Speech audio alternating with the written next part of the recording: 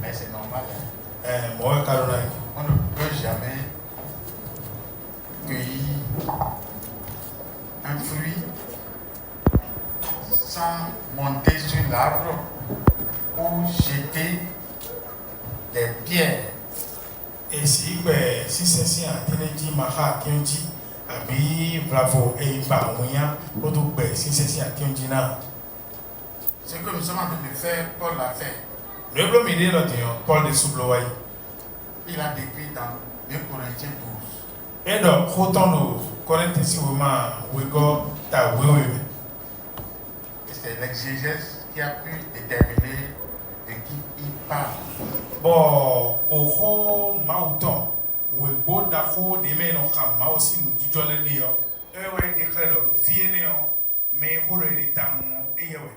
Sinon, quand on lit, on essaie de qui parle Paul. Do I have we for any de dion, en tout nous Paul Horoïdia, mais en réalité, Paul parle de lui-même. Paul war et des sortes temps Horoïdia le fait. C'est pour dire quoi? Ça doit pour été. Sans souffrir, ouvert massé vos vous ne pouvez pas vous délivrer. Et si mon canton, Jésus, il a déjà fini son travail. Jésus il a souffert, et c'est ouvert. Il est mort, beaucoup. Il est ressuscité. Mais il a dit, l'eau est cadeau. Celui qui veut me suivre, mais je n'ai pas de doit porter sa croix. Si tu ne veux pas porter la croix, il faut quitter l'église. Puisque l'église n'est pas un lieu de réunion, c'est un lieu de formation et de métamorphose.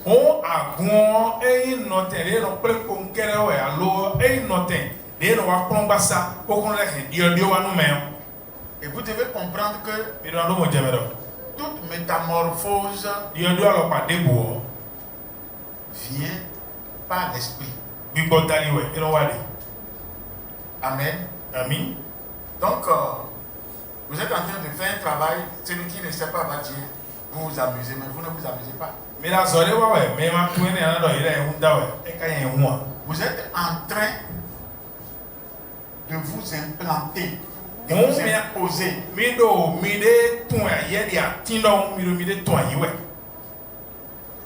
Vous savez, et toi? Vous êtes en train de manger ce qu'on appelle la superbe sorcellerie. Quand on dit nous qui sommes en Christ, nous sommes des sorciers, les sorciers des sorciers.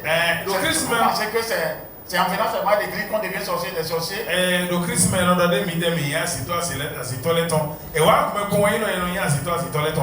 si tu ne vas pas au ciel et reviens, tu n'es pas sorcier des sorciers. Tu dois commencer par aller et venir. Tout ce que vous venez de faire, si même quelqu'un n'est pas encore allé au ciel ou revenir, ça veut dire, bon, il est en train d'apprentissage, ce n'est pas grave, ça va venir.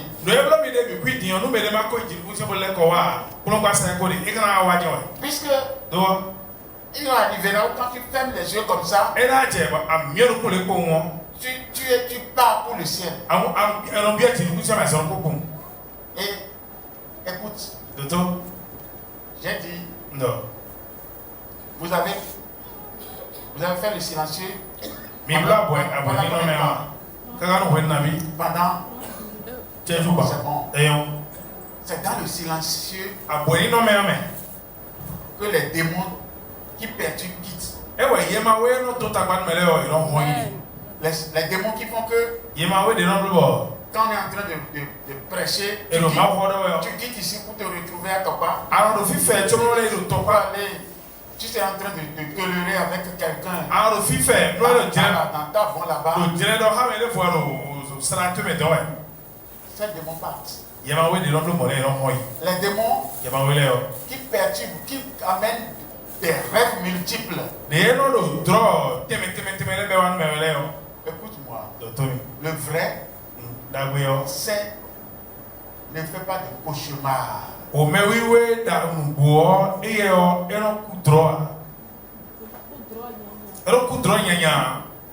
Parce que do le cauchemar, tro nyanya c'est pour les démons. ye ma wele ton Et quand le temple est ouvert, les démons peuvent quitter leur maison. e do go ho ka do hunhun ye ma wele hen na wa kwin me Maintenant, tio quand tu commences ce travail, ba so lingoton cette puissance commence par fuir. ache pipa ene le ro je ki honji Normalement, quelqu'un peut me dire, ndo gandia mele hen na do mi quand j'ai fermé les yeux, de mi no kuche o à un moment donné, wa je kwene no j'ai vu des choses qui se mouvaient, qui sortaient. Normalement, quand ça commence, ndo gandia no e ben bo écoute, dans le second temps qui vient, do gwen de fo me de jawi ti me tout le monde ira dans 3 jours, 3 nuits. mais bina bio a 100 ton que c'est ton si nous voit Vous allez voir que bon we no mi amoro ils sortent vraiment. ye ma we de ko don de le ye ti ton wo ye Si tout ce qui est en toi, tous les désordres qui sont en toi commencent par fuir. no nyama de do ko mele bi ku yo e bi na hombo Et vous pouvez développer la crainte de Dieu. we na no lo residi ma fo no kulata Parce que ces démons qui font entêtement dans le corps, do ye ma we ne le e de no na me tasisi ra kwaza me ils font des bandades. bo e me e de no ba fo njara me Ils fuient. e ro khoyi Ils fuient, tu les vois. e la ye mo ye ba lo e mo le we Amen. ami Tu dois les voir. aduna mo ye khombe na khombo yi we Si ça n'arrive pas, si des gens n'ont pas ce genre de témoignage maintenant, le 10e jour, le travail qui vient là-bas, c'est dans le jeûne et prière. on mele o jodo me wuri do ni genu e ma le kun ton tian o asan wo go gbe o nu bibla me ko de ko go mi na no bublu Et toi-même, tu sais que o we so an tun do ce n'est plus toi qui es là. e so wa yin wi we lo ten me fini ni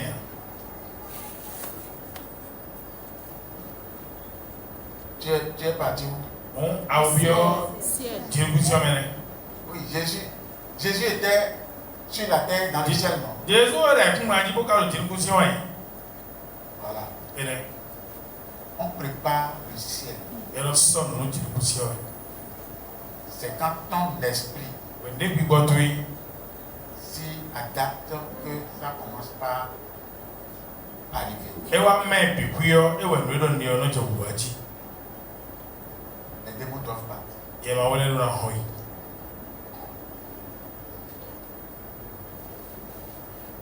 Si c'est bien fait, si c'est pas que tu as beaucoup mangé, que tu es peut-être rassasié, e ma do ako fo ndu bedu ko go o dindin we quand tu es comme ça, endo anoni no me mon ko ton di do ni o me jusqu'à un moment, kaka we ne bo surtout le temps de silence, do tadio aboni no me si we no me les yeux fermés, no komi mi on tu les vois.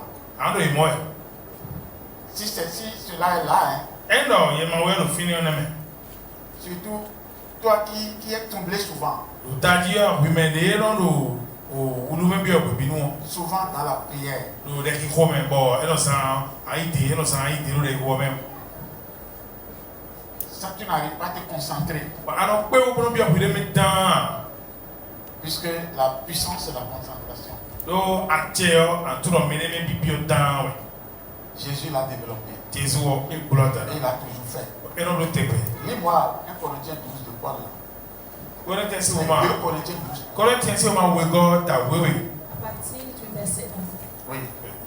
Je lis au nom de Jésus-Christ. Il faut se glorifier. edona yigo Cela n'est pas bon. e o enyo J'en viendrai néanmoins à des visions et à des révélations du Seigneur.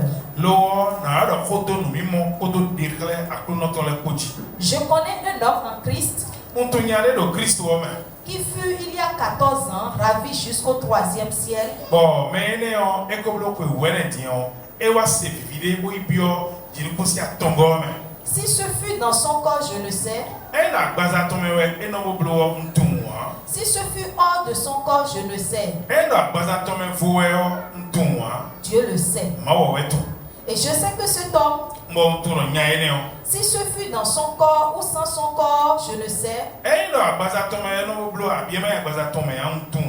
Dieu le sait. Fut enlevé dans le paradis. Et qu'il entendit des paroles ineffables qui n'est pas permis à un homme d'exprimer.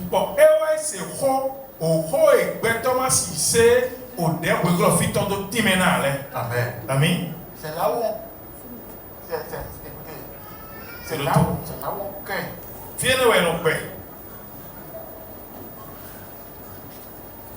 C'est ici.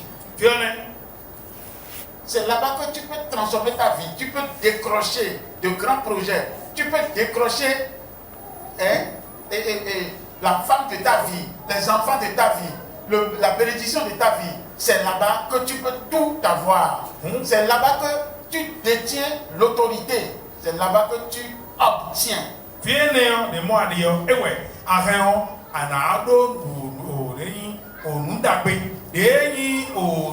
Tito d'Akole, Bentonleo, Nuei ou Asitue de Mao, Naube Jehawe, Asuto de Naube Jehawe, nous d'abord Abia Tiema ou Tonleo, notamment quand on a moins de billets. Et le langage, écoutez, on entend Edo Bibla. Mais ça se détache à cause de ta présence et de ton lieu où tu es en ce moment-là. Tu auras toutes les explications, mais les hommes de la terre ne peuvent pas comprendre.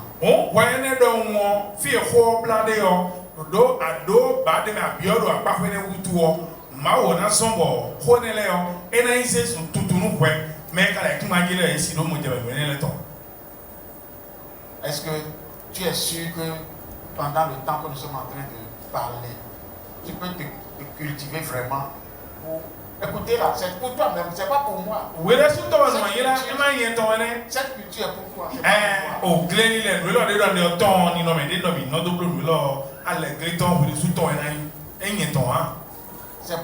C'est ça qui fait que chez toi tu es puissance.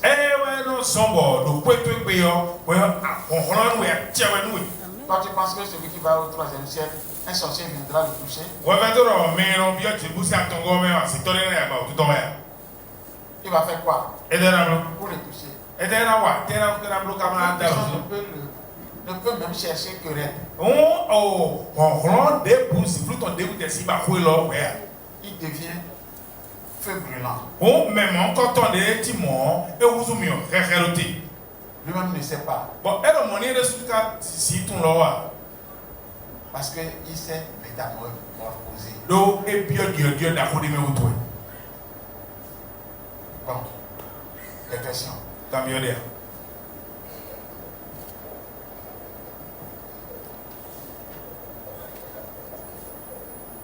Oui.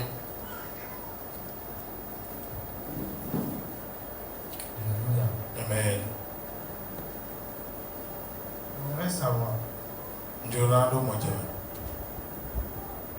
3e siècle, c'est là personne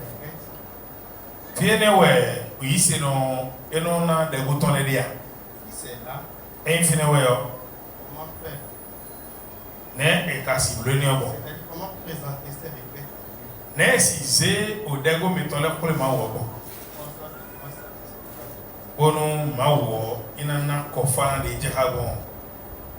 Amen. Amen. Là-bas, la bouche ne parle pas. C'est la conscience qui parle. C'est pourquoi je dis, vous devez développer la prière, c'est-à-dire la méditation silencieuse pendant un long moment.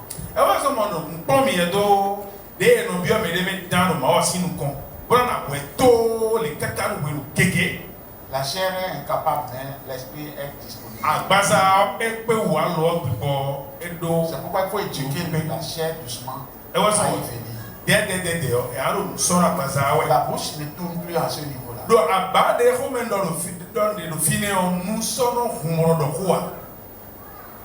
Mais c'est la conscience qui agit.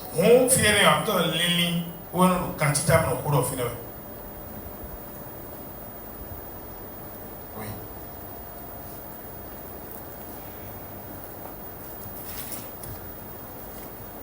Gloire à Dieu. Alléluia.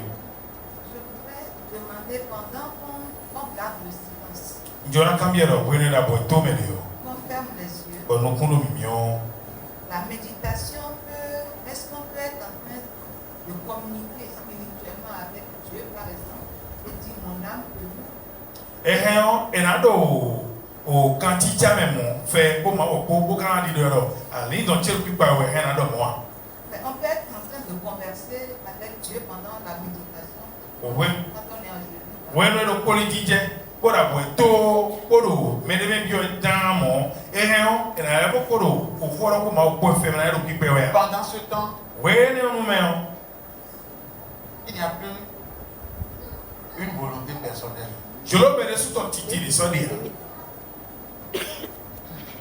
On reste sans rien dire, Et non, non, moi, m'a donné, sans proposition de phrases, de mots.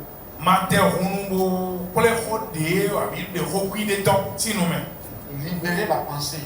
Jo, au lilion donité, je le cocoboro, et de soi, mon oui. La pensée est sans charge. Bon, à quoi des nado, lilion dia.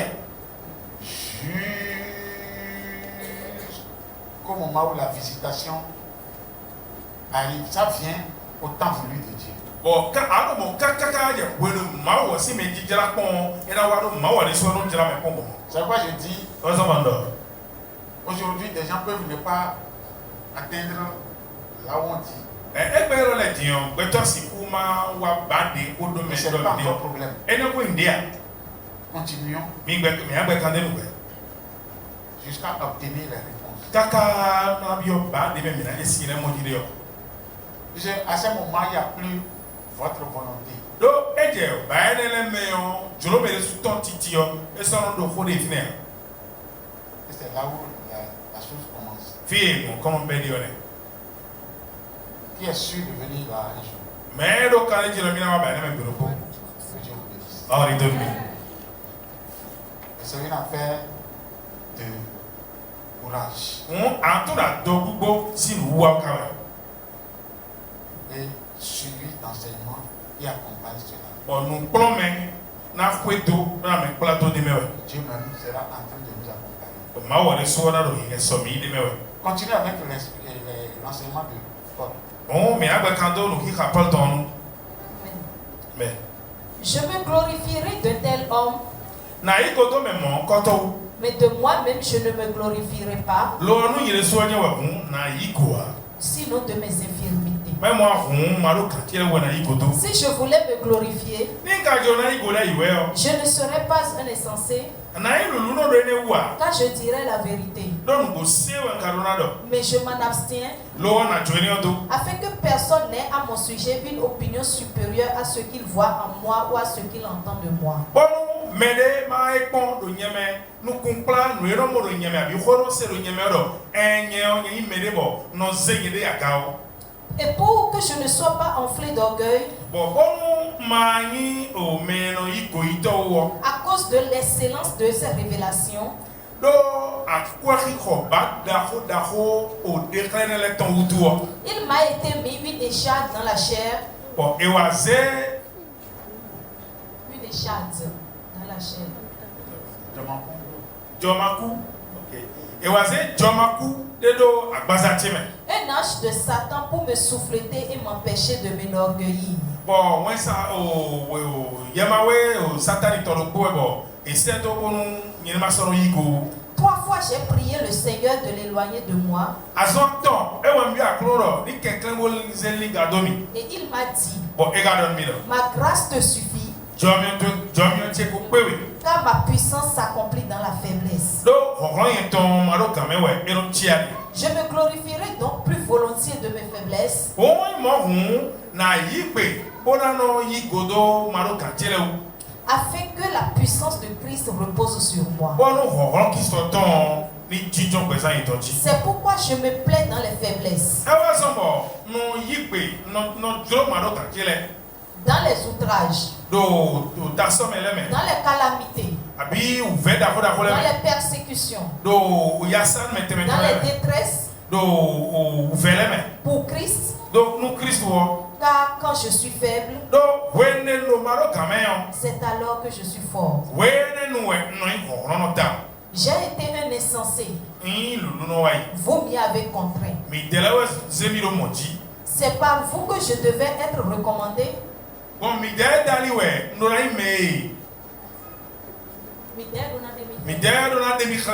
Car je n'ai été inférieur en rien aux apôtres par excellence.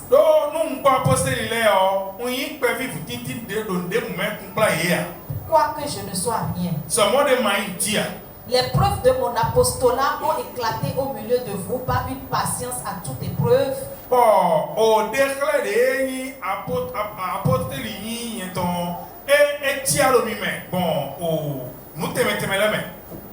Par une patience à toute épreuve.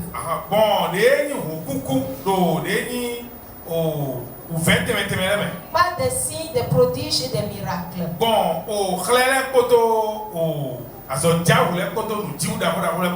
En quoi avez-vous été traité moins favorablement que les autres églises?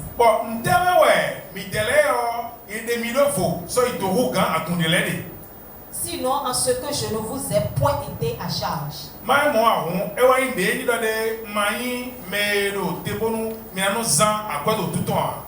Pardonnez-moi ce tort. Voici, pour la 3e fois, je suis prêt à aller chez vous. Et je ne vous serai point à charge. Car ce ne sont pas vos biens que je cherche. C'est vous-même. Ce n'est pas en effet aux enfants à amasser pour leurs parents, mais aux parents pour leurs enfants. Pour moi, je dépenserai très volontiers. Et je me dépenserai moi-même pour vos âmes. Dussé-je en vous aimant davantage être moins aimé de vous? Soit, je ne vous ai point été à charge, mais un homme astucieux, je vous ai pris par ruse. Ai-je tiré du profit de vous par quelqu'un de ceux que je vous ai envoyés?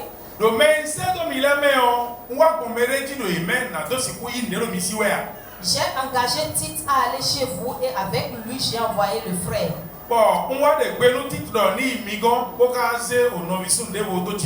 Est-ce que Tite a exigé quelque chose de vous? N'avons-nous pas marché dans le même esprit, sur les mêmes traces? Vous vous imaginez depuis longtemps que nous nous justifions auprès de vous. Vous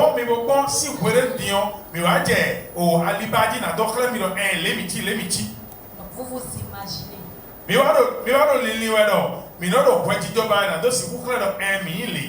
C'est devant Dieu en Christ que nous parlons. Et tout cela, bien aimé, nous le disons pour votre édification. Car je crains de ne pas vous trouver à mon arrivée tel que je voudrais.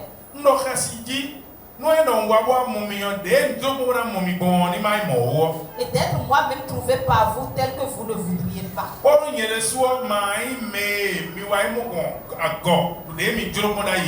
Je crains de trouver des querelles, de la jalousie, des animosités, des cabales, des médisances, des calomnies, de l'orgueil, des troubles. Je crains qu'à mon arrivée, mon Dieu ne m'humilie de nouveau à votre sujet et que je n'ai à pleurer sur plusieurs de ceux qui ont péché précédemment et qui ne se sont pas repentis de l'impureté.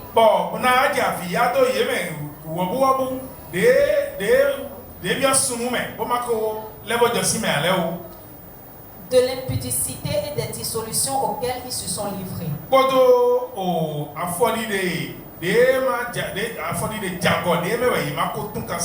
Amen.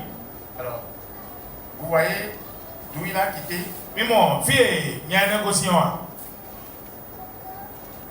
Là-bas, la terre le réclame encore.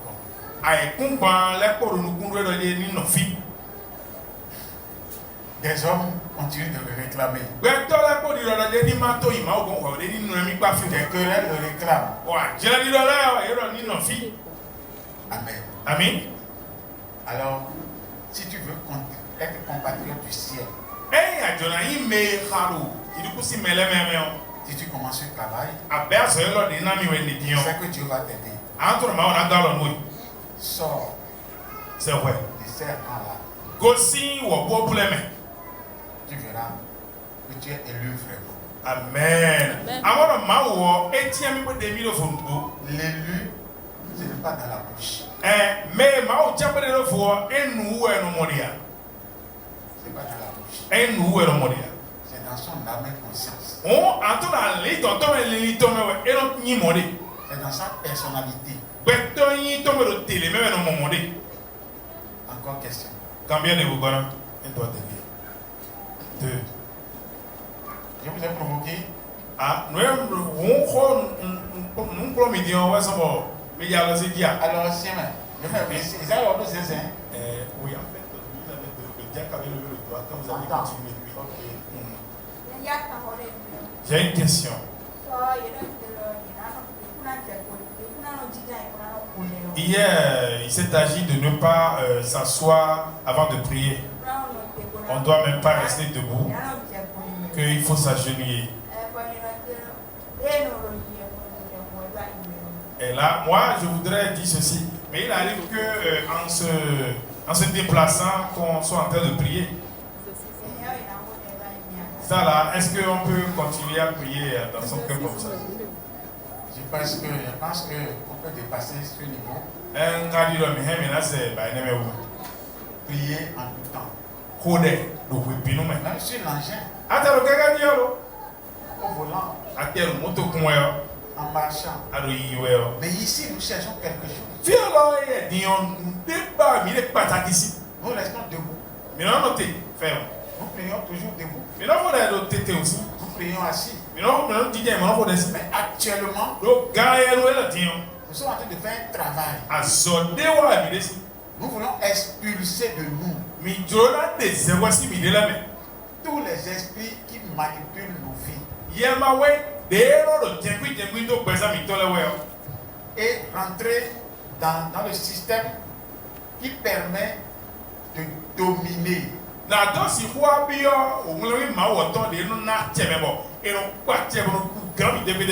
que cette domination est spirituelle. Mais prier debout, prier assis, non, on ne refuse pas ça. Mais vous le ferez 1000 ans, les démons vont rester avec vous.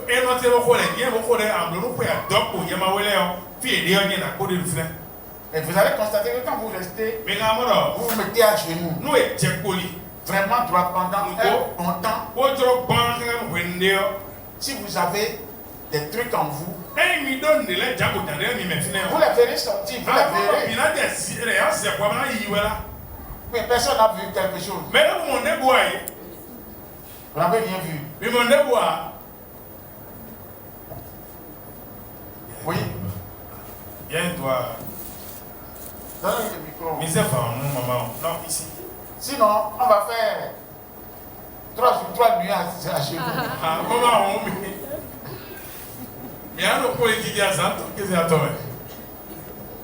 Oui. Amen. Amen.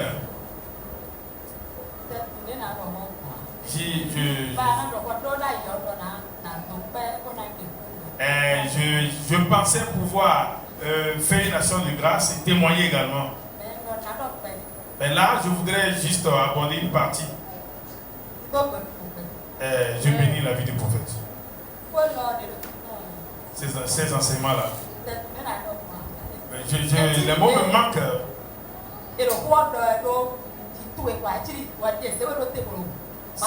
C'est comme si votre enseignement est en train de prêcher ma vie.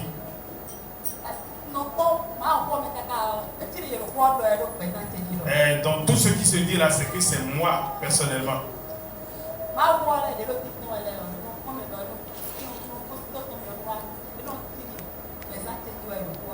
Et quand je vois le fond de cet enseignement, c'est uniquement moi, le fond de moi. Et quand le prophète avait annoncé qu'on s'agenouille pour prier là, à genoux la première fois, je n'ai pas dormi à la maison. Je suis resté à genoux pendant longtemps.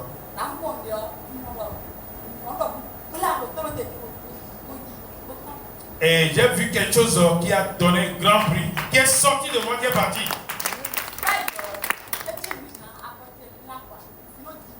Auparavant, je ressentais comme s'il y avait des liens qui m'attachaient.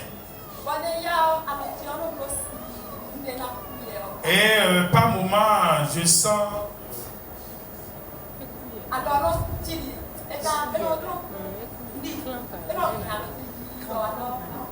Je sens comme des crampes. Et quand j'ai fait, j'ai expérimenté premièrement. Et quand le truc est sorti comme ça avec ce bruit, j'ai continué. Et j'ai senti au niveau de ma colonne qu'il y a beaucoup de douleurs concentrées là. Et là, je me suis entêté. Quand j'ai fini l'adoration, c'est ça là, je reste éveillé comme ça pendant un long moment.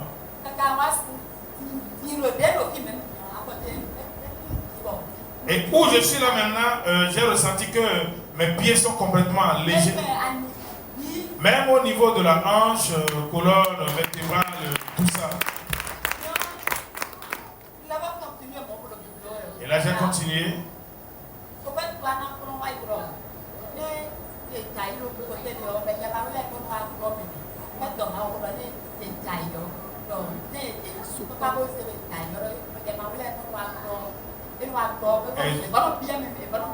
Dans ces enseignements, le prophète expliquait que lorsque on tombe d'un côté, on te fait tomber. Quand on te fait tomber d'un côté, c'est que il y a plus d'ouverture pour les mauvais esprits d'entrer en toi. Il faut persévérer dans la position à genoux là, les regards fixés.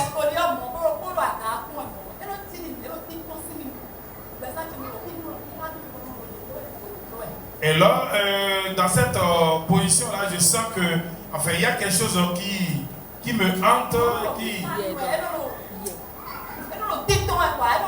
il y a des trucs qui sortent de moi, de ma tête, de mon visage, de mon cou, la poitrine. Et je ressens ça vraiment sérieusement, ça sort de moi, les trucs, il y a plein de trucs qui sortent de moi.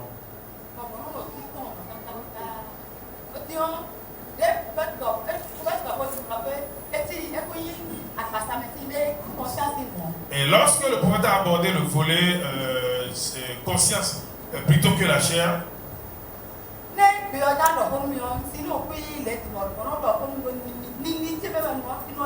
alors la voix qui me parle dans cette posture-là, c'est dans ma pensée que la voix parle. Et alors quand le prophète a demandé qui veut être fort, moi j'ai levé la main. Et on a demandé une deuxième fois, j'ai levé la main.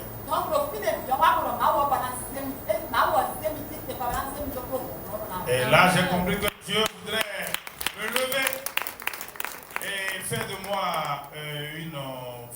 une femme puissante. Amen.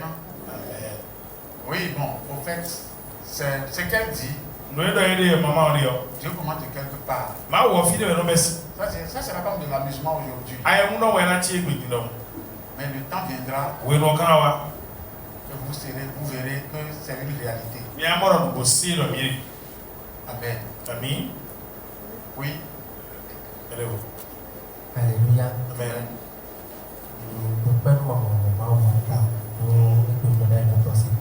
Nous rendons vraiment grâce à l'Éternel pour la vie de notre prophète.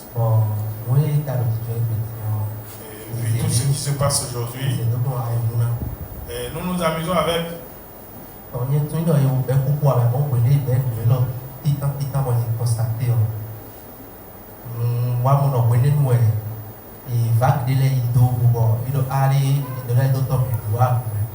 Alors, j'ai remarqué qu'au moment où le prophète avait lancé cette posture devant Dieu, se mettre à genoux, il y a une vague qui s'en est allée disant que et le prophète a amené quelque chose de nouveau, c'est quoi ça encore? Et à ce moment-là, c'est qu'on enlevait toutes les chaises, tous les sièges, on les écartait. Mais personne n'avait capté en ce moment-là. Mais Jésus, et que les écoles les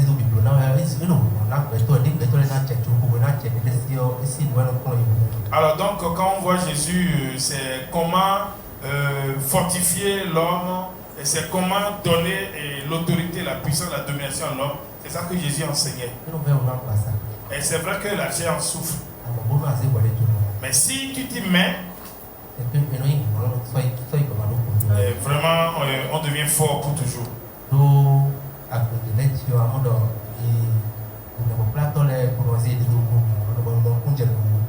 Et quand tu vois un peu dans les autres églises là-bas, tu vas voir que c'est uniquement les pasteurs qui sont les forts.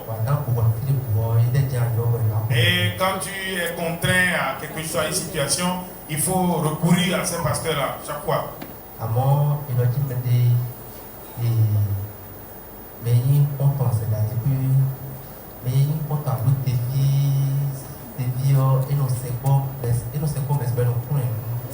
Alors il a dit dans les Écritures que c'est en fait le fidèle qui s'approche de son maître pour apprendre de lui.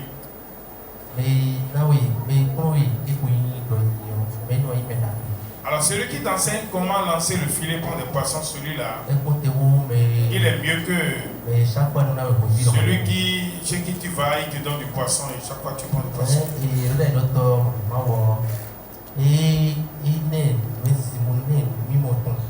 Alors l'Éternel a doté notre prophète de sagesse, d'intelligence inouïe. Oui, vraiment je rends grâce à l'Éternel pour la vie du prophète.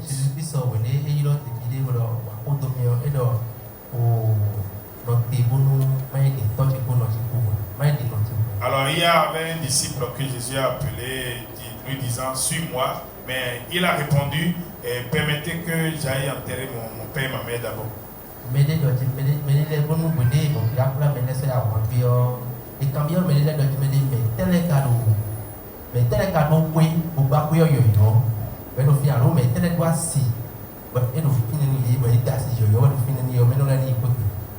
Alors, lorsqu'il s'est agi d'enrôler des gens dans l'armée, il a été posé une question à ceux-là qui s'est marié nouvellement ou bien qui a construit sa maison nouvellement. Et ceux-là, ils n'ont qu'à rentrer chez eux. Ils ne sont pas aptes. Donc tu dois savoir que dans ce monde-là, tu es venu au combat. Alors Jésus, lui, il a la coutume de vous enseigner comment pouvoir rester pour vaincre. Donc c'est la copie conforme dont il a doté notre prophète. Amen.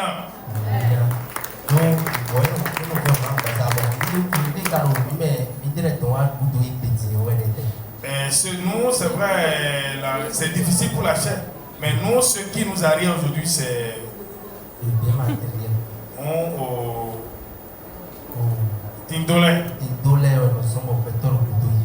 c'est à cause du matériel que les hommes se laissent arriver. Amen.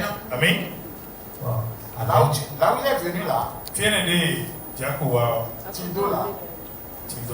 c'est ça la moindre des choses. Quand on vient là où je dis là, ça accomplit ce que Jésus a dit. Ne vous inquiétez pas de temps de vous cueillez le fruit. En ce moment, vous dites et ça s'accomplit. En ce moment, vous pensez ça vient à l'accomplissement. Amen. Sans venir là, mais on vit inutilement. On doit lutter pour venir là. Celui qui pense que le bien matériel le retient, il sera pauvre à vie parce que il n'aura jamais le bien là jusqu'à quitter la terre.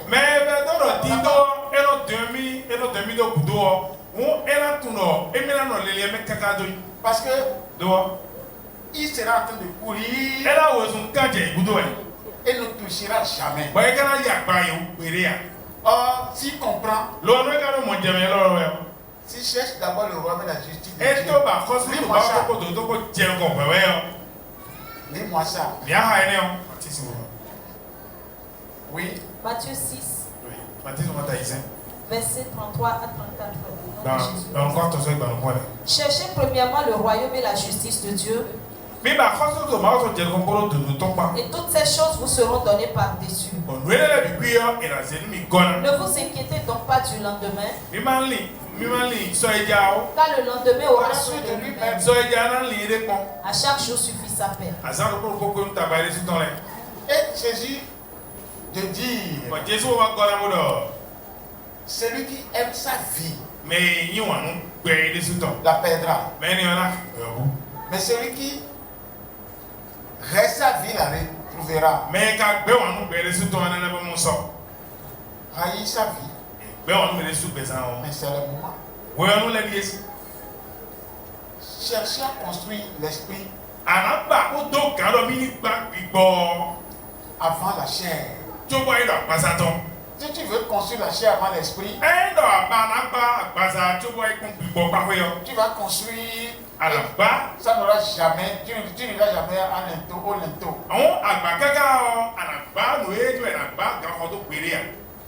Or, si tu construis l'esprit, tu vas tout construire facilement. Jésus est conscient. Cherchez d'abord le qu'aucun matériel, qu'aucune préoccupation ne vous... Écoutez-moi. C'est le défaut que moi j'ai peut-être spirituellement. S'il s'agit des choses de Dieu, je peux sacrifier tout.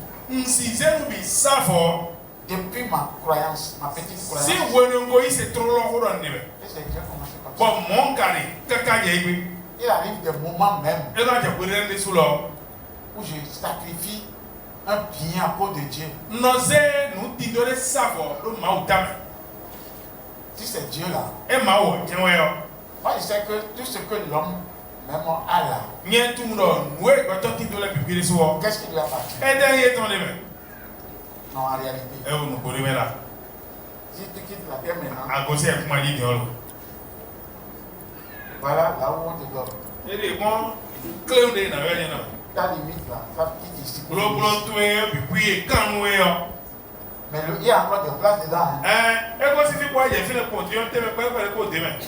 Si c'est dans la terre même qu'on te met,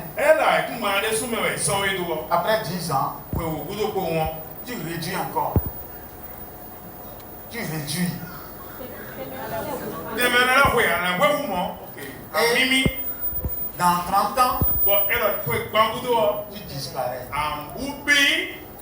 On ne saura même pas que tu as existé.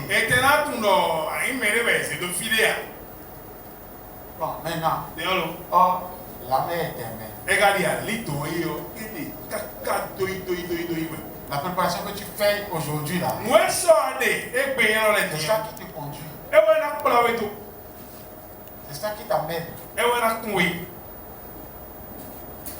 Si tu laisses ces choses, il n'y a plus rien.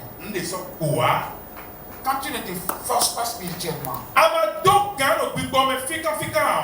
pour commencer par communiquer avec Dieu, tu n'as rien. Mais si tu le fais, tu as tout. nous buons tout. C'est que tu cueilles. Ah, nous perdons ouais. Tu appelles, ça vient. Ah, il y a un ouah. Oui, vous savez, c'est comme ça. Ah, mais nous moyen. Il faut souffrir. Et là, c'est ouvert. C'est de temps, peu à peu que ça vient. Et ça va venir. Et quand ouah. Ça va venir sûrement. Et là, ouah, dans ta maison, ouais. Amen. Amen. Tu veux encore partir? Yeah.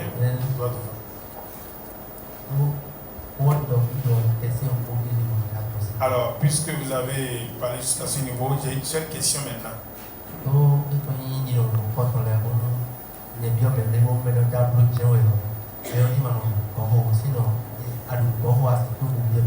Alors, moi j'ai compris que ce que le prophète est en train de nous enseigner, si tu veux vraiment y parvenir, il ne faut pas t'empiffrer le ventre. Sinon, tu ne pourras jamais le faire. Tu ne pourras pas entrer dans le troisième cercle dont on parle. Voici ma question. Jésus là.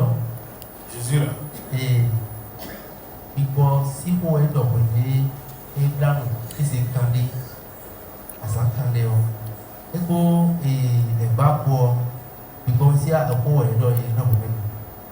alors, lorsque Jésus a achevé son jeûne de 40 jours, 40 nuits, et qu'à la fin il a discuté avec le diable, en ce moment il y avait des épisodes où le diable amenait sur le haut de la synagogue, ou bien il le transportait quelque part, tout ça là. J'aimerais savoir si c'est en esprit ils ont parlé ou bien si c'est physique. Oui, voilà. Donc, je vois que ça là c'est spirituel.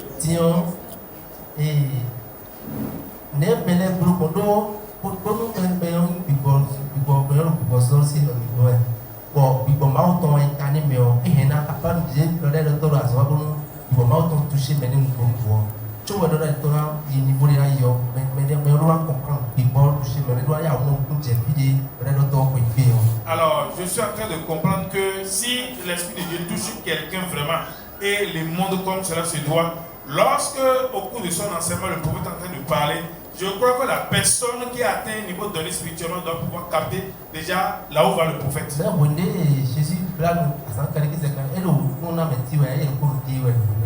Quand Jésus a fait son jeûne de 40 ou 40 nuits, et il n'enseignait personne.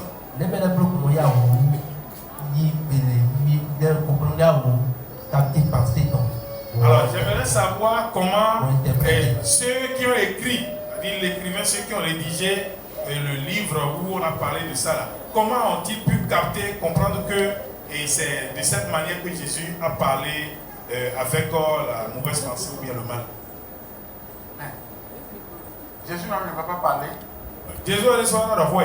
C'est lui qui a parlé à ses disciples. Et reçu un roi de Victor Leslie.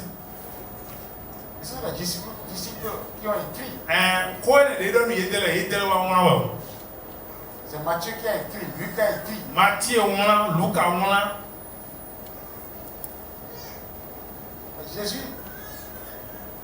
Jésus a parlé. Jésus a fait. C'est ce que Jésus a dit, c'est ce que Jésus a fait qu'ils ont fait.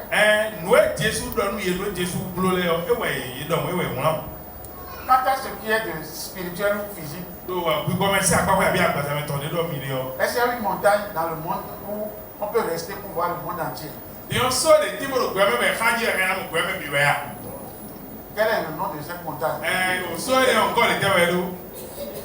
C'est Kilimanjaro. Quelle est la montagne la plus haute au monde? Il y a une montagne qui dépasse les montagnes au monde. C'est quelle montagne? Everest. Hein? Everest. Everest. Oui. Everest là, vous le voyez au Bénin? Everest, si vous êtes ici, vous voyez cette montagne là. Quelqu'un qui est sur cette montagne peut voir le Bénin. Et on a dit la montagne, quand on est dessus, on voit le monde entier. Je vous ai toujours dit que Satan a tenté Jésus comme il tente aujourd'hui. Satan était Jésus au coin. Et c'est de la même manière qu'il a tenté Ève et Adam. De cette manière, qu'est-ce qu'il fait? Il vient dans ta pensée. Quand la pensée change, ta vie change. Si ta pensée va dans le mal, tu vas dans le mal. C'est pourquoi la lutte que nous sommes en train de faire, quand nous allons finir cette étape, nous allons cultiver notre pensée aussi.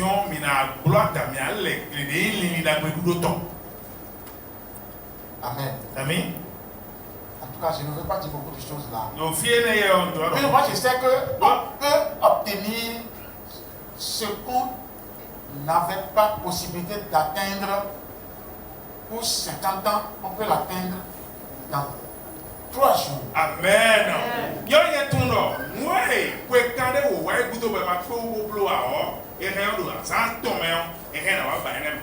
Même ce qui est devant toi pour 50 ans, tu ne pourras pas le faire. Tu peux le faire dans 3 jours.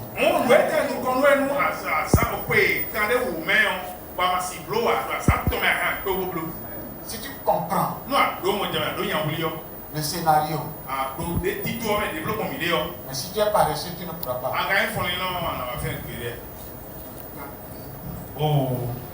En tout cas, je continue. Si tu es, ceux qui sont fatigués, aujourd'hui vous voyez des gens fuient.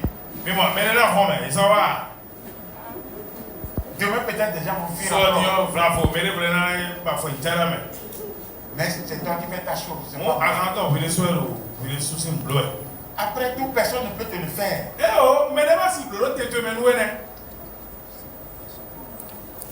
Quand tu es en route pour aller à Malaville, moi je serai avec toi.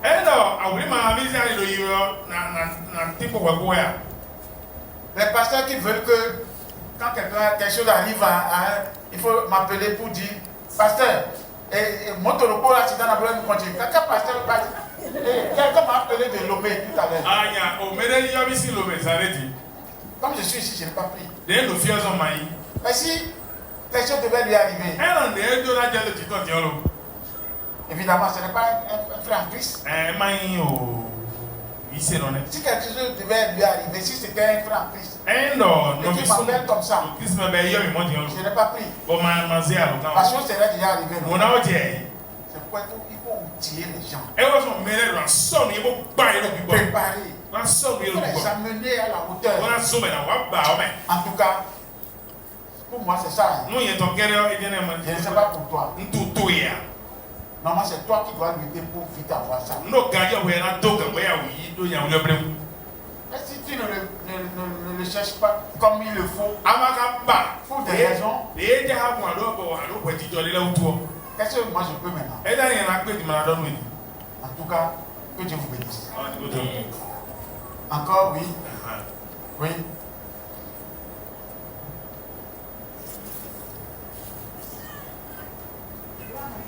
Alléluia. Je ne sais pas ce qui se passe dans le camp ennemi. Je ne sais pas ce qui se passe dans le camp de l'autre côté, dans le camp satanique. Mais quand on voit ces agents-là, ils font tellement le travail avec, comment on va dire, assiduité.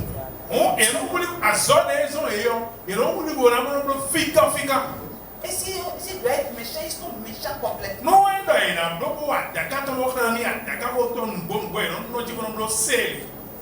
Moi, j'ai fait des rêves où j'ai vu des gens me persécuter, quoi. Mais après, quand je réfléchis, je dis, mais quel intérêt être méchant juste comme ça?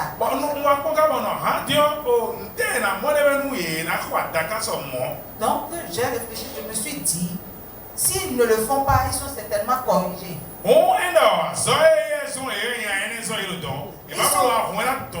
Ils sont certainement punis d'une manière ou d'une autre. Alors nous, c'est ce que vous êtes en train de nous apprendre. Il faut qu'on se donne à cela, même si c'est dur. Il faut payer le prix pour gagner plus tard.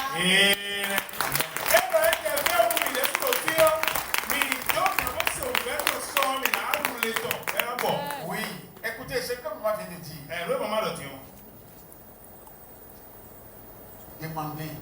Bio. J'ai un ami. Aha, oh no, quand on est. Qui est un avocat. Oh, Edo, Wanotoni. C'est lui qui est le représentant de Janus au Bénin. Et il y a Janus, votre Janus, ça faut le Bénin, toi. C'est le loge, il me dit c'est le loge de la franc-maçonnerie. Donc c'est lui qui dirige ce loge-là.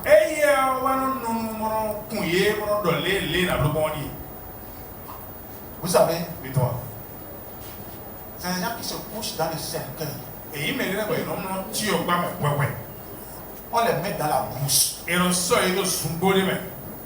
Les moustiques te piquent que tu ne tues pas un seul.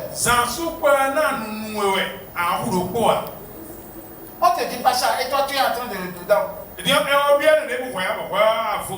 dit de s'agenouiller seulement et de trouver le temps.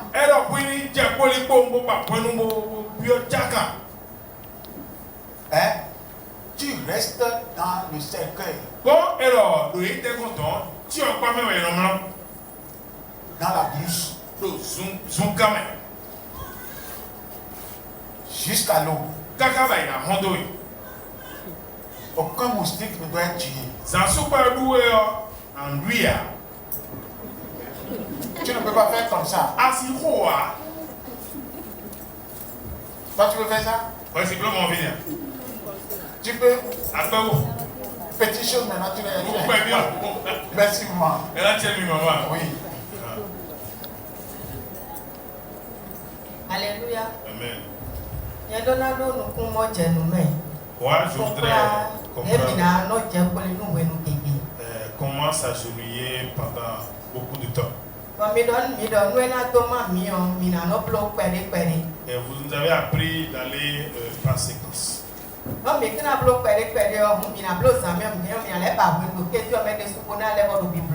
Alors, s'il faut le faire pendant la nuit, il faut trouver du temps également en journée pour le faire. Pour que quelque chose, tu sois habitué à quelque chose, c'est qu'il faut avoir de la régularité dedans.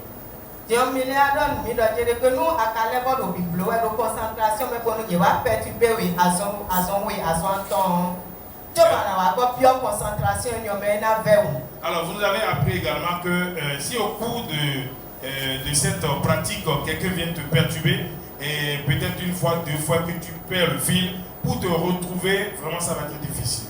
Donc il y a une expérience pour ça, mais il n'y avait pas du tout de bruit, ça s'est bien passé. J'ai fait l'expérience hier et bon, et il grandit bon. Mais au cours de la journée, même dans ma chambre enfermée et qu'aucun enfant ne me perturbait, quand le klaxon de véhicule par-ci, quelqu'un appelle son enfant par là en criant, comme ça.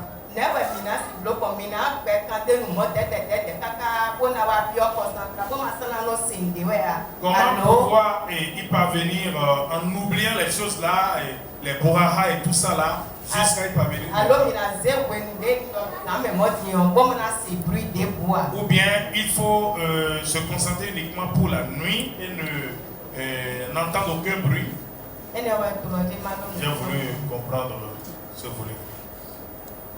Oui, surtout quand il s'agit d'atteindre vraiment l'objectif.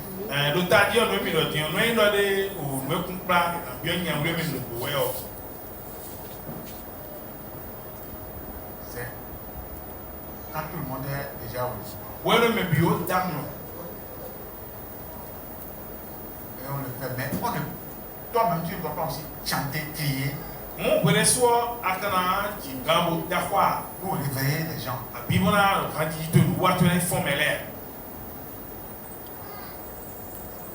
Même si tu veux adorer.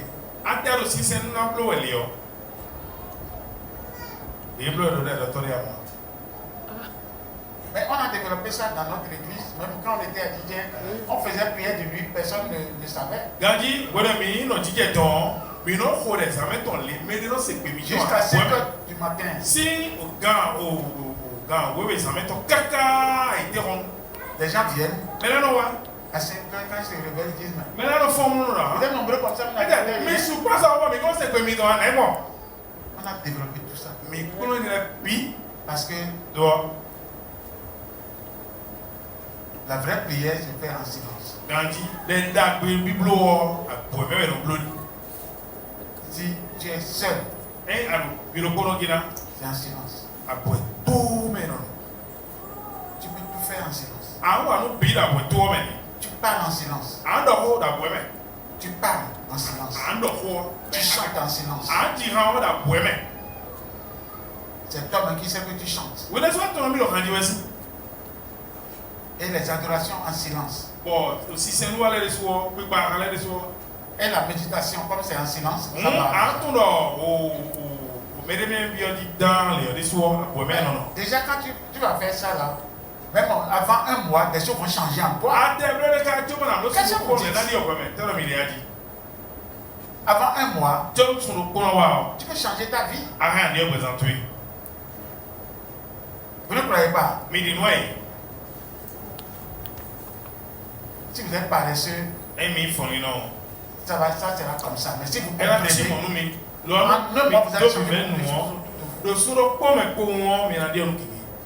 celui qui est comme ça, il peut commander le monde. Il peut commander même les autorités. Il y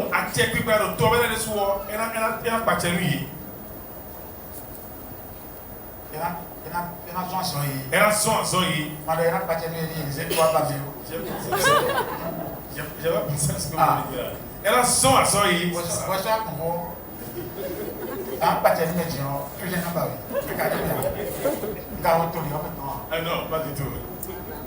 Amen. Amen. Donc, quand tu es devenu comme ça, toi-même tu dois savoir. Quand tu es devenu comme ça, c'est un client qui sera impossible à toi. C'est un partenaire qui sera impossible à toi. Moi, je veux des gens formés. Moi, je veux des gens. Je veux des gens qui veulent souffrir. Je veux des gens. Je veux former des gens. Qu'on va libérer dans le monde. Pour s'enrichir. Et que la pensée de Dieu. Vous êtes paresseux. Qu'est-ce qu'on peut faire? Écoutez, ce que tu fais depuis là, tu fais quoi avec ça? Toi, tu vas voir que tu es inutile. On dit viens là, viens. Change. Et tu as des raisons. C'est pas la peine, hein? Nul, mais nul. Mais on est nul parce que on n'a pas d'ouverture spirituelle. Personne n'est zéro, hein? Quand vous comprenez Dieu, le zéro devient héros, j'ai dit ça hier. Vous allez transformer les choses. Votre propre vie. Les gens seront surpris de vous. Personne ne peut écouter. Avant que vous ne veniez à la personne, la personne même vous cherchait. Quand toi tu penses à lui, il pense à toi. Quand tu penses à lui, il pense à toi. Mais si tu ne viens pas à son niveau, tu vas faire quoi? C'est pourquoi je dis les guérisseurs. C'est les plus petits. Parce que je les entends parler. Vous savez, ils appliquent la nature. Mais nous allons au ciel. Et la nature nous aime. Eux autres, ils font demander à la nature. J'ai écouté quelqu'un aujourd'hui qui disait que tu vas sur le tas d'ordures, tu amènes la nourriture au tas d'ordures, tu amènes la boisson, tu donnes la nourriture, tu donnes une partie de la boisson, tu parles. Ça là est le ciel. Les gens sont là. Pourtant ces gens-là, ils s'appliquent à ces choses. Jusqu'à dominer certaines personnes. Toi tu as Dieu vrai. Tu ne peux pas. En tout cas, pour la paresse, non. Je sais que tu seras transporté. Oui. Donc, par rapport à votre préoccupation, voilà ce que j'ai dit. C'est la question, non? Oui. C'est que tu es prophète. C'est pourquoi je dis plus tard là, je vais te témoigner. Quand on y va, ce n'est pas c'est spirituel. Il y a eu mon. Tu es là. Il y avait le finir. Je dis que plus tard là. Oui, vous allez vraiment faire le témoignage. Au départ, j'avais mis ça dans la chaîne. Je voyais ça. Et quand j'ai vu profondément, j'ai compris que c'est pas la chaîne, c'est spirituel. Mais quand tu prends ça, tu reçois ça dans la chaîne, tu ne pourras jamais y parvenir. Mais quand tu vas en profondeur spirituelle, c'est que tu es le prophète. Tu y vas directement.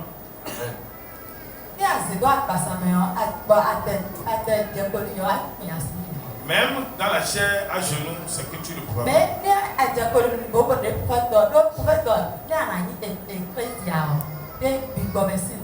Oui, le prophète nous a enseigné selon le temple que tu constitues pour Dieu et que Dieu t'aime et qu'il t'a élu et qu'il a une mission pour toi en tant qu'élu,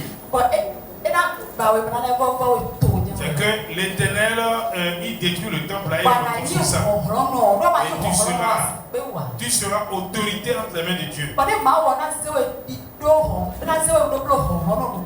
Et si Dieu pour faire de toi autorité, c'est pas la chair. C'est spirituel. C'est spirituel.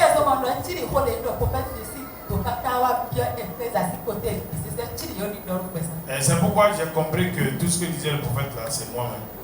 Tu es témoin, hein? Il y a même un homme qui est témoin. Eh oh, voici les zèles. Ah, vous-même, vous levez le doigt. Eh oh, mes amis. C'est bon. Je peux déposer. Il faut l'être. Et Yémé va finir de parler. Alléluia. Amen. Prophète. Alewe ibo mi kono mi kuna leo. Amen. Alewe ibo mi kono mi kuna leo. Alewe ibo mi kono mi kuna leo. Nye kuna leo. Waenda nyena leo. Kuna leo. Waenda nyena leo. Alewe ibo mi kono. L'alliance est scellée. C'est une alliance dans laquelle nous sommes entrés. Moi, je n'ai pas rebroussé chemin. Jamais. Cette alliance-là, nous n'allons jamais nous en départir. Voilà. Amen. Jésus est capable. Lui-même. Elle est sous peu. Elle est